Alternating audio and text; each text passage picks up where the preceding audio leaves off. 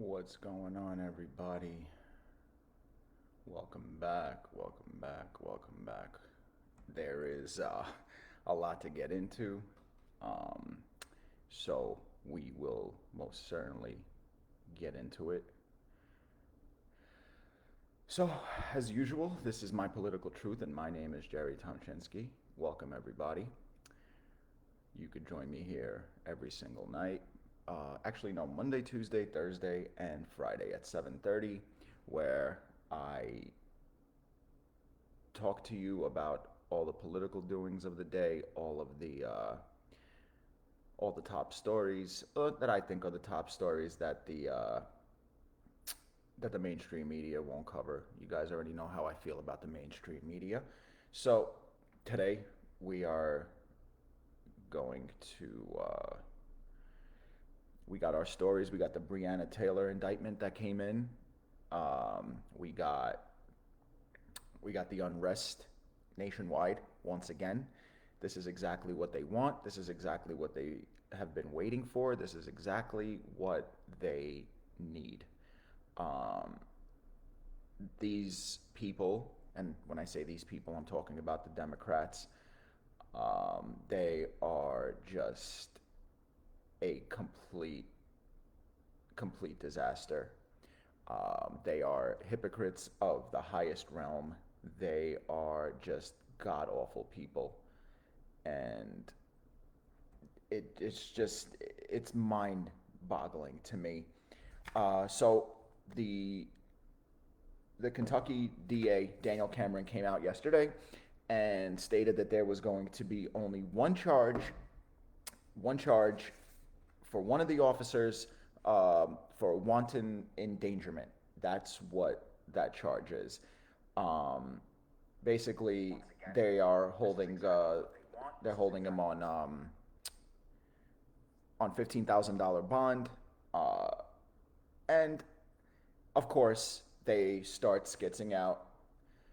Um, they start losing their mind, and nobody's concerned with the facts. Hey, ma, welcome. Welcome everybody. Unfortunately, I can't see what's going on in the room. I could only see it on my side screen. So if I don't acknowledge you right away, don't take it personally.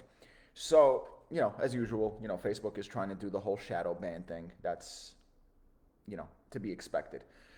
So the Breonna Taylor indictment, all of this unrest and all of these opinions on CNN, MSDNC, all of it was complete nonsense. Everything that they're saying on the fake news media is just to incite what we see going on in um, in Kentucky, in Louisville, and last night in Kenosha and in Seattle and all of your Democrat-led cities that you've come to expect it from. It is about 7:35. The sun's going down coast to coast. I would expect that same unrest tonight. And to me, ladies and gentlemen, this is open warfare on America's police. Two officers were shot. This is complete anarchism to the highest extent. Um, and it's government, one part of government, leading anarchism against another part of government. In my estimation, this is what is called a civil war. This is, if this isn't taken care of, and I firmly believe that it will be, should President Trump get reelected, when he gets reelected, unless these idiots interfere in the election. And the level of scum that we're dealing with, I have absolutely no doubt that they would interfere in this election. I think we're in for a lot of controversy. We're in for a bumpy ride. We're 40 days away, and it is not going to be a good time. I mean, for people like me who have, I look for things to talk to every day, talk about every day, and the list of topics just doesn't end. The material doesn't end. The content does not end. So back to Louisville last night, two police officers were shot during the demonstrations. This was within the first hour. I believe one of the officers was shot in the leg, and another one was shot in the stomach underneath the his bulletproof vest. Neither injury was life-threatening, thank God. Um, the suspect was arrested a short time later, and we also got an announcement today that Breonna Taylor's boyfriend, who fired the shot at the cops, there will not be charges of attempted murder or assault with a deadly weapon. No charges against him, of course not, because we have to placate. We got to placate. It's all about political correctness. Law and order does not matter in a good portion of these countries anymore. It's a disgrace what's going on out there. Now what's going on is it's typical. Everything that happened last night was completely predicted. The governor of Kentucky called in the National Guard, although he did not activate them. Very big difference between that. Because of that, 2 officers were injured, and I don't see any unrest about that. There have been way more officers shot already this year than quote unquote unarmed black men, the heroes of the BLM and Antifa movement. You people that support them are a damn disgrace. If I was your neighbor, I would close the shades and turn the lights off every time you would come over to borrow something. You're an embarrassment. The fact that you half bright citizens of this country can still support the left after everything that we've seen, the summer of riots, the crapping on President Trump about how he handled the coronavirus. Got 200,000 deaths out of 330 million people, and only 6% of those 200,000 deaths were solely based on COVID-19. Again, a number you will not hear on fake news media. 6% of those 200,000 were solely just from COVID-19. The other 94% had comorbidities, meaning they had another underlying illness. Then the other day, Tommy DeVito, one of the founding members of the Four Seasons of Sherry and all those songs from the 60s, he died. And you know what they reported his death at? As man was 92 years old, died, they said, of COVID-19. No, he was 92 years old and he died. The fact that he contracted COVID-19 is just a byproduct of his death. That's how they reported it. They are running out of ammunition. I don't really care what Nancy Pelosi is talking about. She got arrows in the quiver. What does that even mean? What does that even mean, Crazy Nance? Do you know? Do you even know? Oh boy. So how about our boy Hunter Biden? A new Senate report has been released saying, among other things, he received $3.5 million from the wife of the mayor of Moscow in a wire transfer, $4 million from Burisma, and $1.5 billion from the Bank of China. I'm just sliding into all the findings. You think I'm just going to leave it at that? No, I'm going to get into what they found, and we're going to discuss that. So here are the exact findings of the investigation. Point number 1, in early 2015, the former acting deputy chief of mission at the U.S. Embassy in Kiev, Ukraine, George Kent, raised concerns to officials in Vice President Joe Biden's office about the perception of a conflict of interest with respect to Hunter Biden's role on Burisma's board. Kent's concerns went unaddressed, and in September 2016, he emphasized in an email to colleagues saying, quote, "Furthermore, the presence of Hunter Biden on the Burisma board was very awkward for all U.S. officials pushing an anti-corruption agenda in Ukraine." Let me translate that for you. So Joe Biden was point man of this thing that Obama. I don't want to put titles on it, and you're going to see why in a second. This thing that Obama had in the Ukraine. It was basically a coalition to weed out corruption in the Ukrainian government. And what Joe Biden did and his family did and Hunter Biden did was use that position to further enrich himself, which is what he's done for 47 years in office. Moving on. In October 2015, Senior State Department official Amos Hochstein raised concerns with Vice President Biden as well as with Hunter Biden that Hunter Biden's position on Burisma's board enabled Russian disinformation efforts and risked undermining U.S. policy in Ukraine. Next, although Kent believed that Hunter Biden's role on Burisma's board was awkward for all U.S. officials pushing an anti-corruption agenda in Ukraine, the committees are only aware of two individuals, Kent and former U.S. Special Envoy and Coordinator for International Energy Affairs Amos Hochstein, who as well raised concerns. The awkwardness for the Obama administration officials continued well past the president's, way past Barry's presidency. Former Secretary of State John Kerry had knowledge of Hunter Biden's role on Burisma's board, but when asked about it at a town hall at Nashua, New Hampshire on December 8, 2019, Kerry falsely said, and I quote, "I had no knowledge about any of that. None. No. Evidence to the contrary is detailed in these reports." Welcome, Tammy. Welcome, Cindy.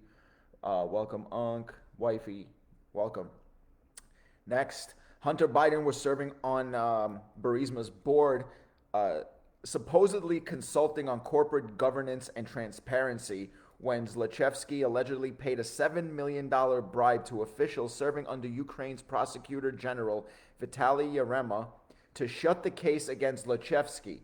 Kent testified that this bribe occurred in December 2014, 7 months after Hunter joined Burisma's board. You following me? And after learning about it, he and the resident legal advisor reported this allegation to the FBI. Now, former Assistant Secretary of State for European and Eurasian Affairs, Victoria Nuland, testified that confronting oligarchs would send an anti-corruption message in Ukraine. Kent told the committee that Zlochevsky was an odious oligarch. However, in December 2015, instead of following U.S. objectives of confronting oligarchs, Vice President Biden's staff advised them to avoid commenting on Zlochevsky and recommended he say, quote, "I'm not going to get into naming names or accusing individuals." This man has been deflecting this on orders from the beginning. Are you following this? Next, Hunter Biden was a U.S. Secret Service protectee from January 29, 2009, right after his father and Obama were inaugurated into office, to July 8, 2014. A day before his last trip as a protectee, Time published an article describing Burisma's ramped-up lobbying efforts to U.S. officials and Hunter's involvement in Burisma's board. Before ending his protective detail, Hunter Biden received Secret Service protection on trips to multiple foreign locations, including Moscow, Beijing, Doha, Paris, Seoul, Manila, Tokyo, Mexico City, Milan, Florence, Shanghai, Geneva, London, Dublin, Munich, Berlin, Bogota, Abu Dhabi, Nairobi, Hong Kong, Taipei, Buenos Aires, Copenhagen, Johannesburg, Brussels, Madrid, Mumbai, and Lake Como. Explain to me why Hunter Biden needed to take all of these trips with taxpayers' Secret Service. Tell me. Somebody explain this to me. Somebody explain this to me. Hi, Rita. Welcome. Andrei Telezhenko, the Democrats' personification of Russian disinformation, met with Obama administration officials, including Elizabeth Zentos, a member of Obama's National Security Council, at least 10 times. A Democrat lobbying firm, Blue Star Strategies, contracted with Telezhenko from 2016 to 2017 and continued to request his assistance as recent as the summer of 2019. Let's see. I want to get into money here real quick. In addition to the over $4 million paid by Burisma for Hunter Biden's and Archer's board memberships, Hunter Biden, his family, and Archer received millions of dollars from foreign nationals with questionable backgrounds. His partner, Archer, received $142,300 from Kangas Rakishev of Kazakhstan, purportedly for a car, the same day Vice President Joe Biden appeared with Ukrainian Prime Minister Arseniy Yatsenyuk and addressed Ukrainian legislators in Kiev regarding Russia's actions in Crimea. Nothing but corruption from this entire brigade. Hunter Biden received $3.5 million wire transfer from Elena Baturina, the wife of the former mayor of Moscow. I think that is very important to get into. Now, let's review. Since President Trump got into office, all we've been hearing is about Russia collusion, how he colluded with Russia to get elected, how Donald Trump Jr. met with Russia in Trump Tower. We have a trail of money. We have a paper trail. A $3.5 million wire transfer from the former mayor of Moscow to Hunter freaking Biden? Somebody needs to explain themselves. Somebody needs to be held accountable.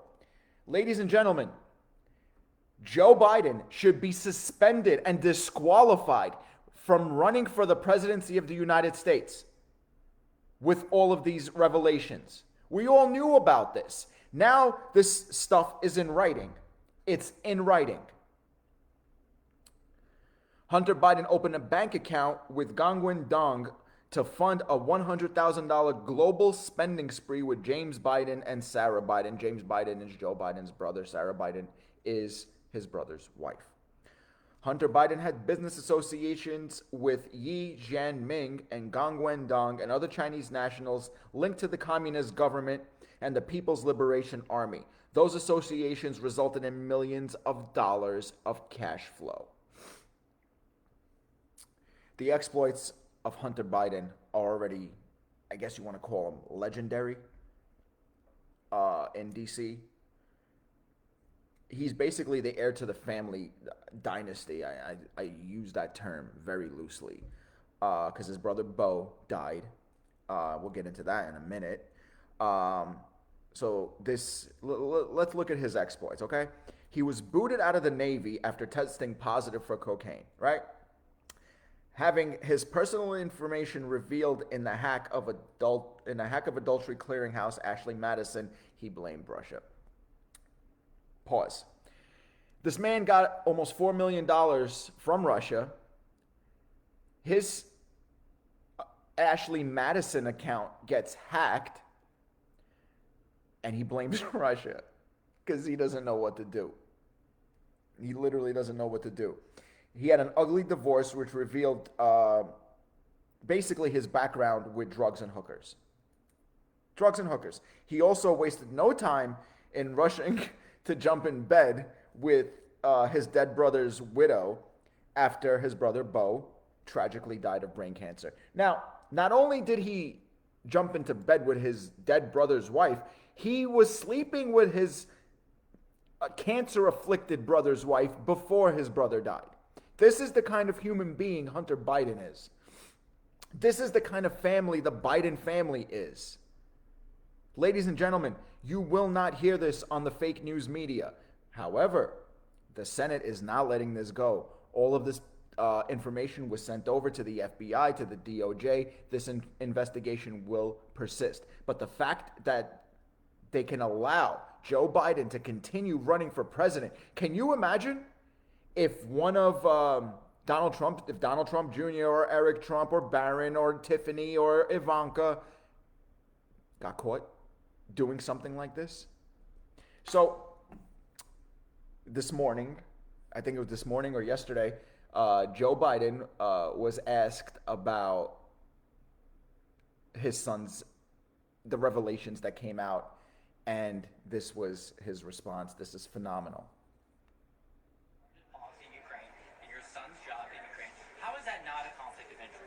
It's not a conflict of interest. There's been no indication of any conflict of interest from Ukraine or anywhere else.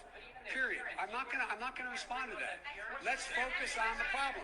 Focus on this man, what he's doing, that no president has ever done. You know, for the first time, I'm gonna go ahead and agree with Joe Biden. President Trump is absolutely doing what no president has done before COVID-19, the lowest unemployment through every demographic, peace in the Middle East, brokering continuous deals, bringing jobs back to America. He is the law and order president, and Joe Biden is the do nothing candidate. He called it a day today at 9:20 a.m. 9:20 a.m. He put a lid on his day. He's tired. Ladies and gentlemen, it's either one of two things. This is the situation. It's either he shot, which we know, or they brought him in early.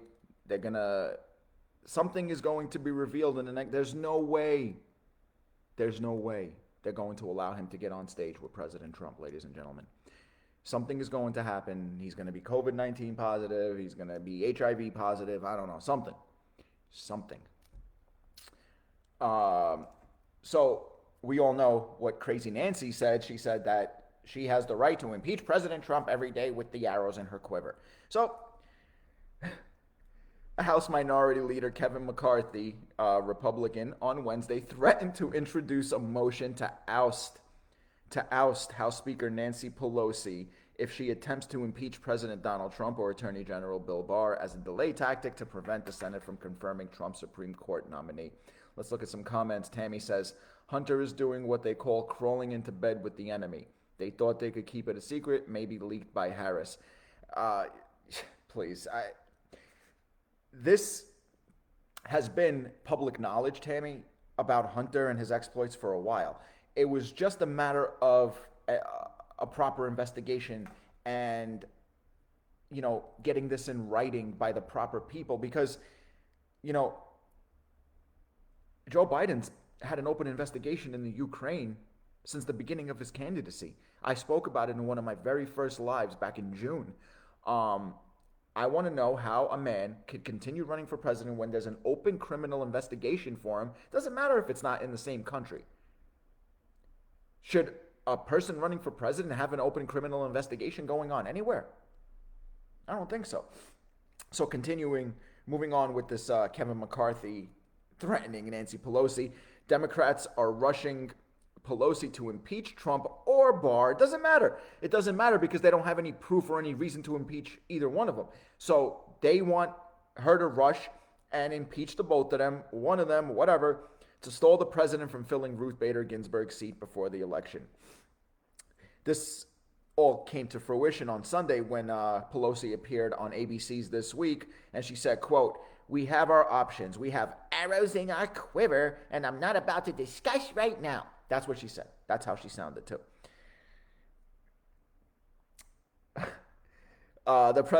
Moving on, saying, quote, "The president is supposed to move forward, and they will. The Senate is supposed to take the action, and they will. It's their constitutional right, and they are following through." That was rebuffed to her by Kevin McCarthy. There's absolutely nothing that the president would be doing wrong by appointing this Supreme Court justice. I don't care what they are going to cry. They're going to reach for their binkies. They're going to crawl on all fours. They're going to bang their head against the wall. It doesn't matter. It doesn't matter when you're going up against the Constitution of the United States and precedent. This has happened 29 times before with 22 different presidents. And every single time a nominee was put in front of the Senate. Every single time. So President Trump is not recreating the wheel. He's not doing anything new. He's doing what a president was tasked and elected to do.